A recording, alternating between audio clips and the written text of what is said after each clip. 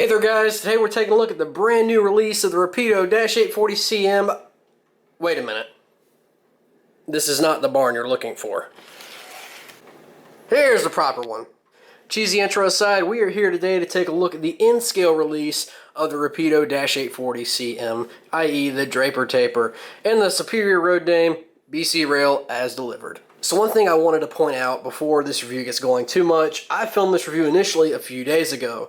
And when I first got the locomotive, and I had a lot of teething troubles out of the box. Now, I'm going to share those tips with you here right out of the gate so you can save yourself the headache of thinking you had a broken locomotive like I did.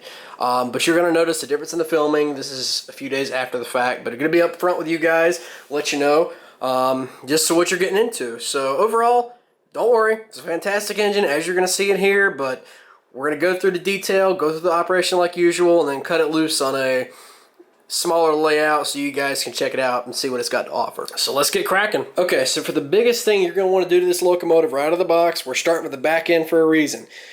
All the headaches in this engine out of the box, and I've confirmed it with a few other people who bought these, your biggest problem, and this is just running on Unitrack, the trip pins are too low. You can already see that knuckles hanging a little bit, so trim that, because if you try to run into a curve or back up, it's going to snag the track and throw your engine off. Number two is the biggest issue for at least running quality. These air lines are etched metal or brass. Now, as you can see, it's already really close to the railhead. Well, the biggest thing you're going to find if you get this locomotive right out of the box, it is going to screech. And I mean nails on the chalkboard level screeching.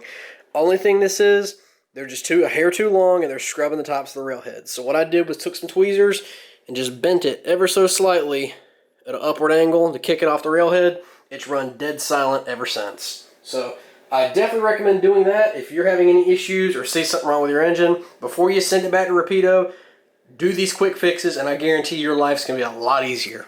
Also, while I've got the engine here, one thing I didn't realize going in, the engine is not really all-wheel drive, as in, you know, you think a 6-axle locomotive, all 6 wheels are powered. No, only the front and rear are, and the center's kind of freewheeling here. But fear not, Rapido has included traction tires, and you get extras in the bag, both there and there on the model, and they do an excellent job. This thing, once I got the airlines out of the way, this thing ran like a Swiss watch. Obviously, the standard and in-scale is Kato. This is right there with it. So rest easy. It's a great locomotive.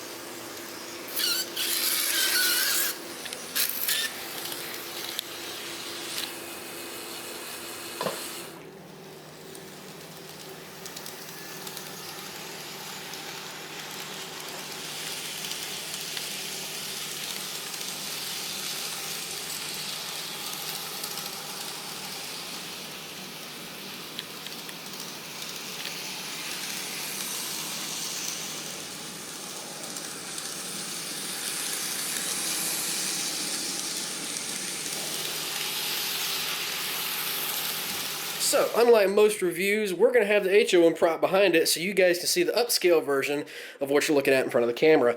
And first things first, this thing is awesome. Basically what they did, I mean, they had their Prime Mover series, so the very basic, if you can call it basic detail, -8 and HO. They've downscaled it at all the proper detailing you want.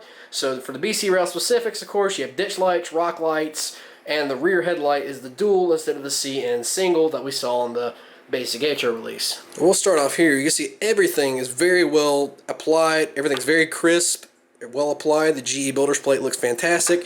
BC Rail livery is good, along with the flag on the rear. So with the camera locked down up front, we can finally take a look at what makes this thing so cool. So you got the bell mounted up top. External grabs all really look good. Including on the front, the top of the nose. You got your printed tricolor class lights. This would be nigh impossible to do in N-scale, so I'm perfectly fine with some pad printing. Red ditch lights up top, and of course the BC trademark, the rock lights. You see you have illuminated ditch, rock, and number boards. So moving on down, engineer side, starting off in the shadow of the big one. Being Rapido, the detail, of course, is fantastic, and you can see here just on the broadside, down to the fuel tank and back. The only issue I've noted externally on this locomotive, the top of the fuel tank, if it bugs you, you'll notice it. If you don't, I mean, it's in the scale, you're not going to be looking that hard at it. There's a little bit of a fine line right there where the fuel tank, you can kind of see the silver chips away. To me, that's an okay thing. It's a fuel tank, it's going to get dirty. no big deal. Slap some weathering on it and you're good to go. But beyond that, you have the fuel cutoff switch, the fuel sight glass. Everything is really, really well done. And of course on top you've got your proper BC Rail K5H. Alright, so here on the back end everything's very ship shape. You see the printing's still good, the number boards look great, the dual beam BC Rail headlight. Handrails look awesome. Paint application isn't too thick, which is awesome to see. Your couple of cut lever, air lines, all that. And that very finicky low-hanging trip pin. And while we're up top, just take a quick look at the roof. Again, the fan, exhaust stack. Then you have etched metal grills here at the back. These are all really, really well done. And we're going to wrap things up here on the conductor side. Of course, logo looks good. The rear vents leading into the conductor's window looks awesome. And like I said earlier, this is a shrunk down version of the prime mover with a lot more detail. They had the dimensions correct. And we'll finish up the detail segment with just a quick pan of the conductor side.